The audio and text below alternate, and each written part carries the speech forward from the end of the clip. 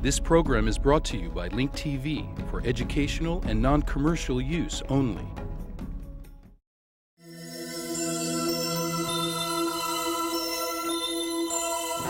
Mosaic, a daily news program from Link TV, presents a selection of news reports from independent and state-controlled broadcasters from throughout the Middle East.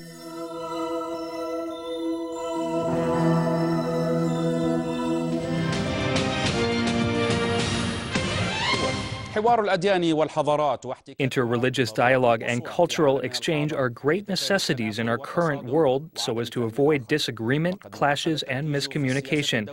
International politics have switched focus from political and ideological conflicts between the great world powers to what is called the clash of civilizations and religions, which could cause dangerous divisions between cultures. The Interfaith Conference on Dialogue of Civilizations in New York is aimed at exchanging information, raising awareness about the common denominators that bring religions closer, and correcting all misconceptions and false views towards establishing peace, stability, and security in the entire world.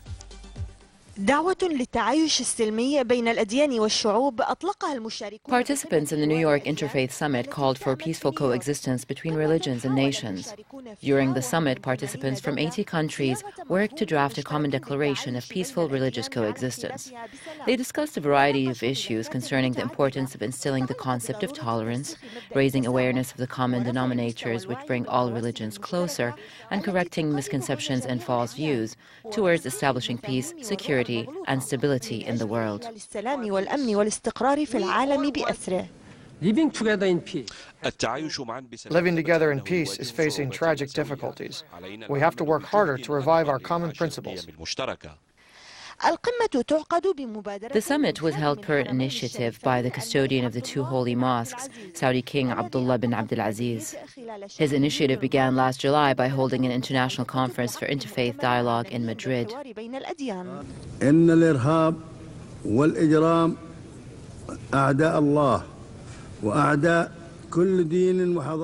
Terrorism and criminality are the enemies of God and the enemies of every tradition and civilization. They would not have appeared except for the absence of the principle of tolerance and the emptiness that surrounded the lives of many young people.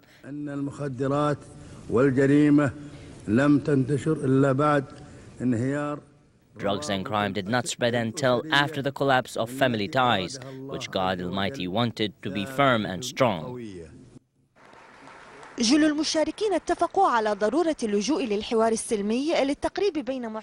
the participants agreed on utilizing peaceful dialogue to bring the followers of different religions closer. Some of them said that dialogue should focus on respecting the global principles of human rights. There were also calls for educating the coming generations and instilling the concept of dialogue among them to make interreligious dialogue succeed. Some participants warned that the clash of religions and civilization could lead to dangerous divisions between nations. There were also calls for declaring a global declaration, respecting all religions, not harming their symbols, and punishing the people who dare to harm them. But while the participants agreed on some issues, they differed on others. One disagreement surrounded the tension resulting from the Palestinian-Israeli conflict. There is also disagreement between European and Islamic countries about the true meaning of tolerance.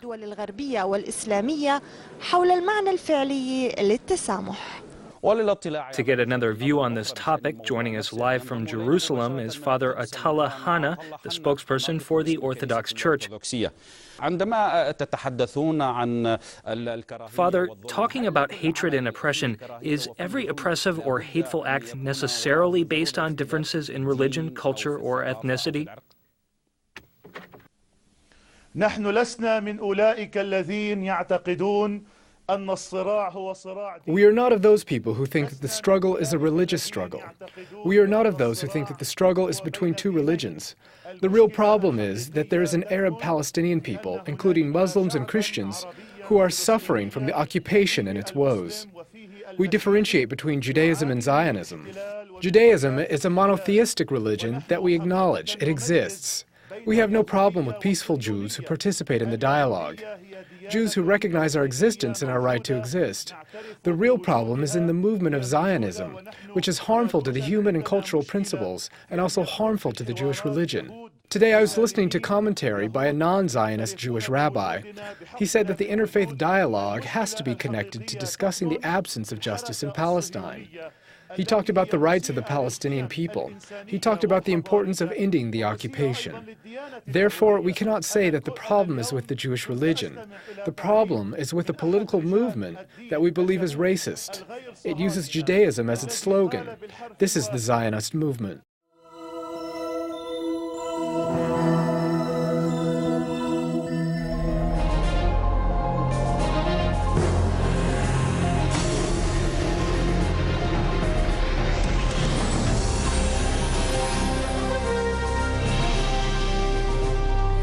The Israeli Haaretz newspaper reported that Defense Minister Ehud Barak has approved the construction of hundreds of housing units in the Beitar Elite and Efrat settlements near Bethlehem, the Ariel settlement near Nablus, and dozens of other units near Hebron.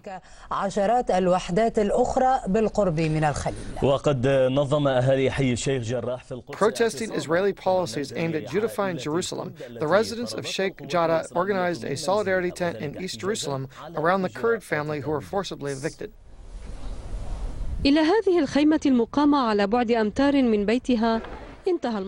This tent was erected only meters from the Kurd family. The mother and her family were evicted from their home in Sheikh Jarrah in Jerusalem.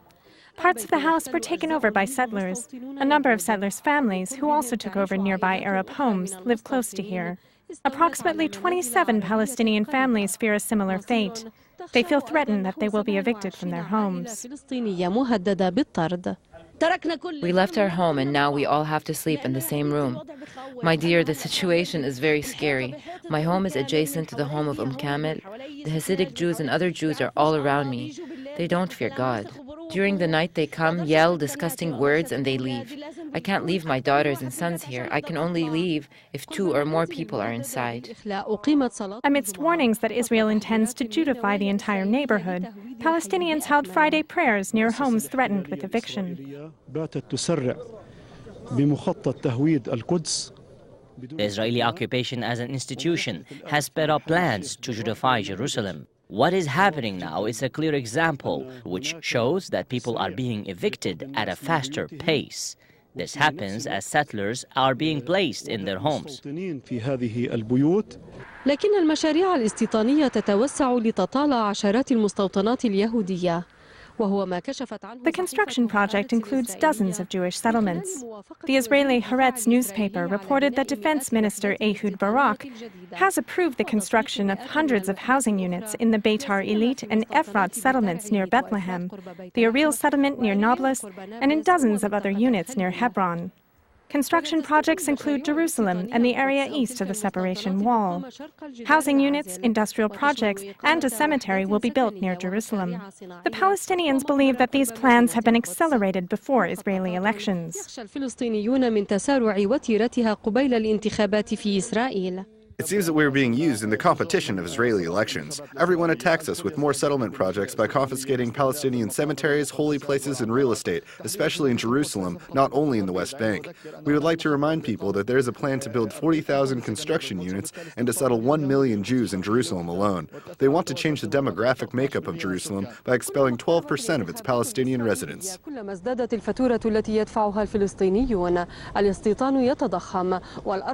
As Israeli elections near, the greater the price the Palestinians have to pay. The settlements expand, the Palestinian lands shrink, and the security situation deteriorates.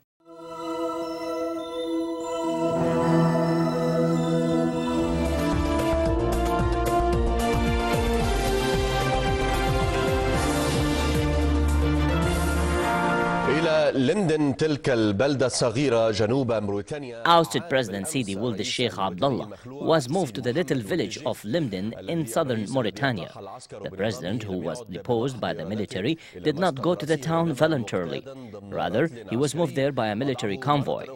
Once again, he was placed under house arrest, but despite this, the president received a warm welcome as he returned to his hometown. Mahmoud Mohammed reports from Limden. عودة سيدي ولد الشيخ عبد الله إلى هذه القرية الهادئة الوديعة التي ولد بها. The return of Sidi Weld Sheikh Abdullah to this calm village where he was born is the end of the story to the military regime and their allies that staged the coup. However, from the perspective of the National Front for the Defense of Democracy, it is only the beginning. سكان القرية الصغيرة الواقعة على بعد 250 كيلومتر جنوب شرقي العاصمة نواكشوط. The residents of the small town of Limdin, 250 kilometers southeast of Nouakchott, were shocked by the early return of their son, who was not supposed to return until the end of his term in office. Despite all that happened, they insist that he remains the legitimate president of the country. We welcome him in the village where he was born, but we think that what is happening is very wrong. Mauritanian people are still under arrest and imprisoned. The ousted president Sidi Weld of Sheikh Abdullah met with leaders from the National Front for the Defense of Democracy, who joined him in his home where he is under arrest. They announced their commitment to the results of the 2007 elections in support of him.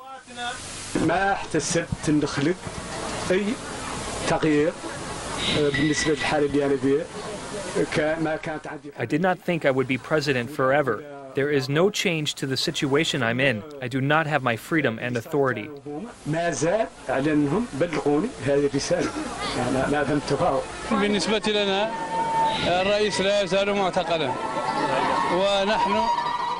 We demand his release and reinstatement to official duties. يخرج الرئيس لأداء فريضة الصلاة كعادته قبل أن يكون رئيسا فتعلو الزغاريد. The president goes out for group prayer like he did before he became president. Joyful ululations fill up the village sky. This excited uproar will characterize Limdin for a time that can only be determined by the big players, the members of the National Front for the Defense of Democracy here and in Nouakchott, those now occupying the presidential palace. Ahmadi Muhammad, Dubai TV, Limdin Village. قرية لمدن جنوب شرقي نواكشوط. وانضم إلينا مباشرة نجل رئيس الموريتاني الموضوع تحت الإقامة الجبرية. Joining us live from the village of Linden is Mohammed Wuld Sheikh Abdullah, the son of Mauritanian president, who is under house arrest. To begin with, would you tell us how your father was treated by the military during his house arrest?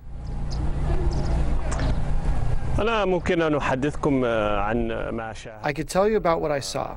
I was with him when he was arrested on August 6th, which was only an hour after the announcement to dismiss some generals from their positions.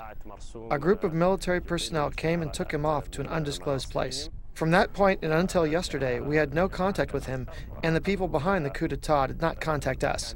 What happened was that members from the family of Lendam called us and said that the president was transferred to Lendam.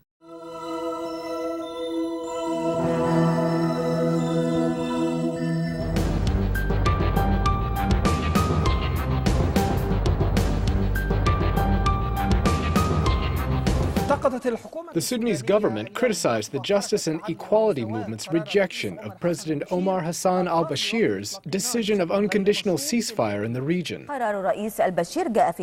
President al-Bashir's decision came at the conclusion of the People of Sudan Initiative Forum, which is the latest initiative in a series of Arab and African efforts to solve the conflict in the region and prevent the problem from becoming internationalized. The security conditions and tension paint a different picture about the area of Darfur in western Sudan. The current reality completely contradicts the previous condition. Based on its history, Darfur was never an arsenal of weapons as it is today. The language of the weapon was not the mode of dialogue between tribal and ethnic constituents. Today, however, it is witnessing an armament race of heavy and light weapons which sets the ground on fire beneath the feet of 5 million people.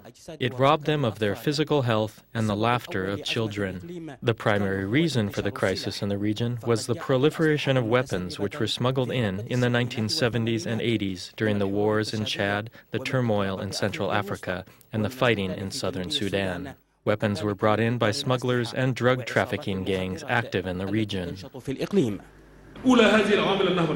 The first factor was the armed uprising. It complicated the situation and took on a tribal flavor.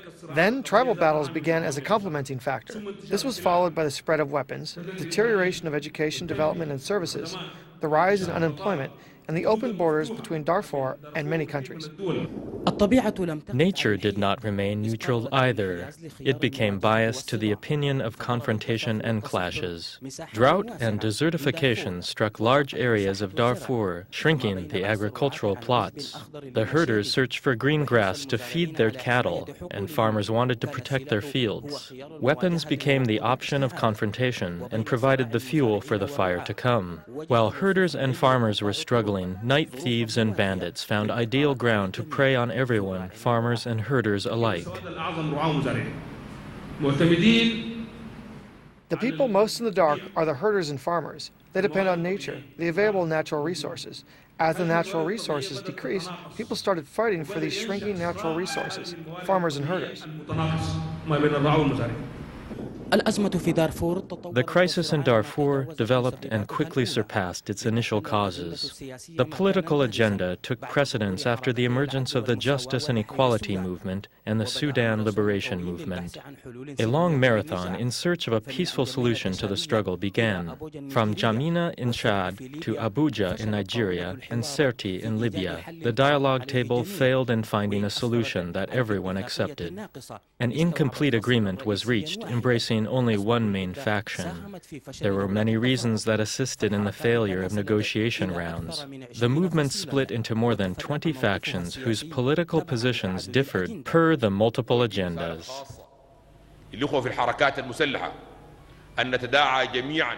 I send a special message to the brothers in the armed groups. We all have to agree on one position through which we can achieve stability and comfort of our people. Nothing is too difficult to solve. The knotted threads of the Darfur crisis are intermingled with its regional surroundings, drawing large international concern. Within 5 years since the beginning of the crisis, the Security Council issued about 12 resolutions. However, intervention by the UN, its specialized and international organizations, was classified as one of the factors that congested the struggle. On the other hand, the positions of the African Union and the Arab League had a positive effect in maintaining a relatively stable yet brittle situation. Sudan's neighboring countries played a prominent role in relieving international pressure on Sudan. They provided necessary aid to house the refugees and improve the humanitarian condition.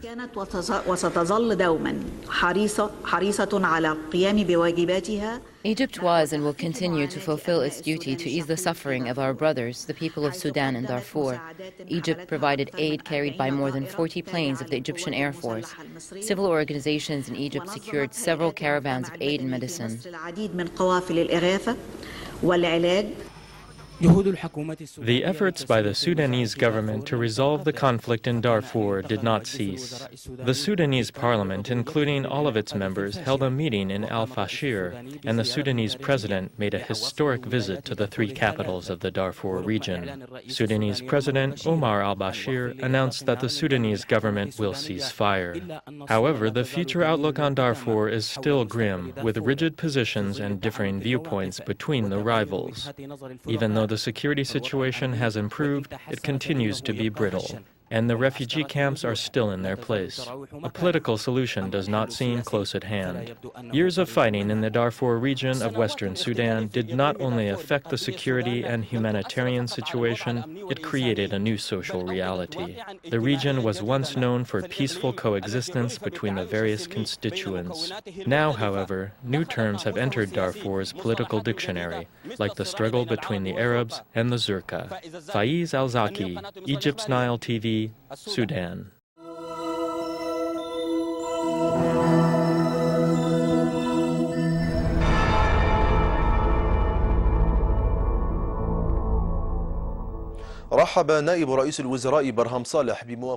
Deputy Vice President Barham Saleh welcomed news that the U.S. had accepted most of the amendments introduced to the security agreement by Baghdad. Saleh said that the American response is positive and that the negotiations are still ongoing. Meanwhile, Parliament member Mahmoud Othman, who represents the Kurdish Alliance Party, spoke about the most important amendments accepted by the Americans. Othman said that the name of the security agreement will be changed to the Agreement of the Withdrawal of American Forces from Iraq. The American side also agreed to specify the exact times for the withdrawal of U.S. forces from Iraq beginning in 2011. في ظل الخلاف بين بغداد وواشنطن حول الاتفاقية الأمنية وفي وقت شدد فيه كبار المسؤولين العراقيين بقولهم Differences remain between Baghdad and Washington pertaining to the security agreement, although Iraqi officials stress that negotiations have reached their end and that the Iraqi government must decide whether to accept or reject the agreement.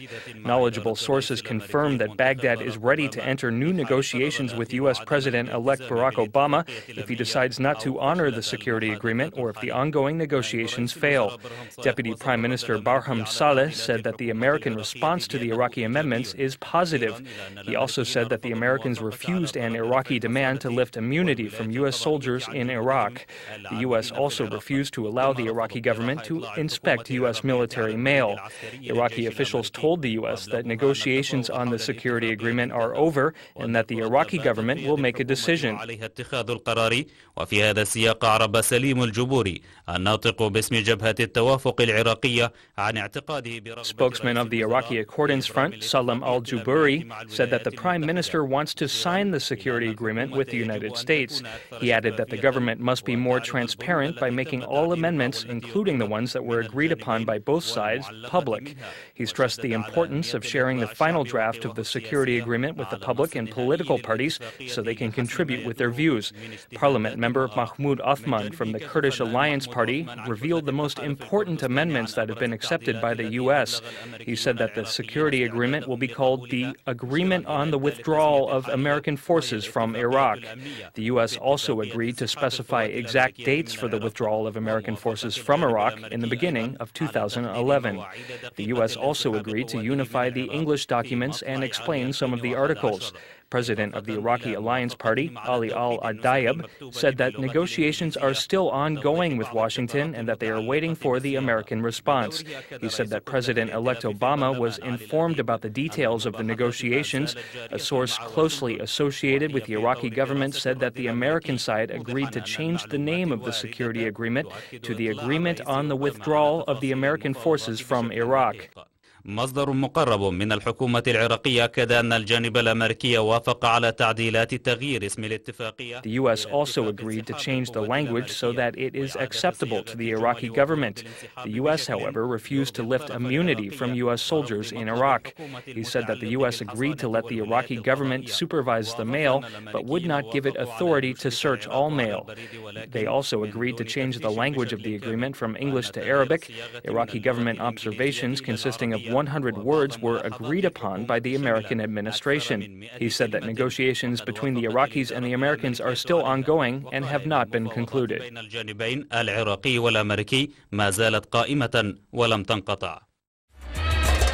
Ahmadinejad congratulates President-elect Barack Obama. But then, Iran test fires a new generation of missiles. Is Ahmadinejad reaching out to the U.S., or is he issuing yet another threat? What will Obama's policy be towards Iran? And will he answer Ahmadinejad? Answers to these questions and more on Link TV's Mosaic Intelligence Report. There is nothing more exciting to watch on Iranian state-run television than another spectacular missile launch followed by a fiery speech by Ahmadinejad. Yet the scenario is predictable. On Wednesday, the Iranian armed forces successfully test-fired a new generation of surface-to-surface missiles. The launch of the Sigil missile signifies Iran's determination to promote its conventional defense capability, announced Iran's defense ministry spokesman. Addressing a large crowd in the northern city of Sari in Mazandaran province, President Ahmadinejad cautioned Iran's enemies to avoid using the language of force against the Islamic Republic. He also warned possible invaders of a crushing response should they commit an act of aggression against Iran. I tell them that our nation will crush any force trying to hamper its progress, and it will stand in the face of anyone trying to act maliciously against it. They, under the pretext of nuclear technology, are trying to harm Iran. We do not care much about the meaningless changes of governments, but we do care about the changes of government policies. His tone has quickly changed from the tone in the congratulatory letter he'd sent to President-elect Barack Obama just a week earlier. What happened? Is this because Barack Obama has not responded yet? The truth of the matter is, it's neither. Ahmadinejad has been standing on shaky ground for some time. He's being attacked openly in the Iranian media, something that could not have happened without the knowledge and approval of Iranian Supreme Leader Ayatollah Ali Khamenei. Just recently, the Majlis, or the Iranian Parliament, fired Interior Minister Ali Kordan, a friend and supporter of President Mahmoud Ahmadinejad, for faking a doctorate degree he had supposedly earned from Oxford University. This, along with other allies being forced out from key government positions, has been weakening Ahmadinejad's chances for re-election next June. But this is not all. Iran's financial crisis and falling oil prices are becoming subjects of discontent amongst many of the Iranian elite. I recently watched a financial expert on Iranian Al-Alam television criticizing the Iranian president for his inability to deal with the country's financial crisis. Now, much has also been said about the congratulatory letter Ahmadinejad sent to Obama. Many analysts have warned that Obama risked a trap with Ahmadinejad's letter and recommended that it be ignored. Others suggested that the president-elect reply to it, but that he ought to take his time in order to prevent Ahmadinejad from taking credit for beginning a dialogue with the United States without conditions, thereby rehabilitating his political standing. The problem with these two arguments is that Barack Obama, once sworn in as president next January, will find himself in no position to ignore Ahmadinejad or wait until the summer for a regime change in Iran. Throughout his campaign, President-elect Barack Obama has promised to withdraw combat troops from Iraq within 16 months and to bolster forces battling Taliban and Al-Qaeda militants in Afghanistan. Iran has the key for achieving these objectives. The Islamic Republic maintains close ties with one of Iraq's Prime Minister Nouri al-Maliki's coalition partners, the Islamic Supreme Council of Iraq, or ISCI, which was formed in Iran by Iraqi Shiite exiles. Without the support of ISCI, Maliki cannot maintain power. Iran has also been arming several Shiite factions in Iraq, including Muqtada al-Sadr's Mahdi army. Barack Obama will need the cooperation of Iranians not to turn life in Iraq into hell once he decides to reduce U.S. combat troops there. Also on the Afghanistan front, Barack Obama might need to cozy up with Mahmoud Ahmadinejad. According to a senior U.S. military official who was quoted in the Washington Post on condition of anonymity, the Bush administration has kept Tehran at arm's length, but as we look to the future, it would be helpful to have an interlocutor to explore shared objectives. What are these shared objectives? There is no love lost between the Iranians and the Taliban. In 1998, a war between the Islamic Republic and the Taliban regime almost erupted after Taliban forces killed 9 Iranian diplomats in the central Afghan city of Mazar al-Sharif. Just this week, an Iranian diplomat was abducted in Pakistan after his driver was shot dead. All leads point towards Taliban insurgents. Once a deal is struck between the United States and Iran on Iraq and Afghanistan, discussions over Iran's nuclear file will follow. Obama has stated that he was prepared to hold tough presidential negotiations without preconditions with Iran. It seems that he may just have to do so earlier than he might have expected. I'm Jamal Dajani for the Mosaic Intelligence Report. To learn more about this program or to share your thoughts, visit us at linktv.org/mosaic.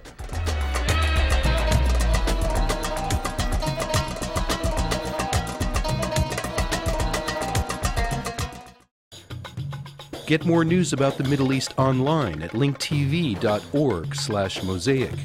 The Mosaic webpage offers a complete archive of Mosaic programs, program transcripts, the Mosaic video podcast, and the Mosaic Intelligence Report, a weekly analysis of the hottest stories from the Middle East. The views expressed on Mosaic are those of the participating broadcasters, not Link TV or its sponsors. The production of Mosaic is made possible with the support of viewers like you. Thank you.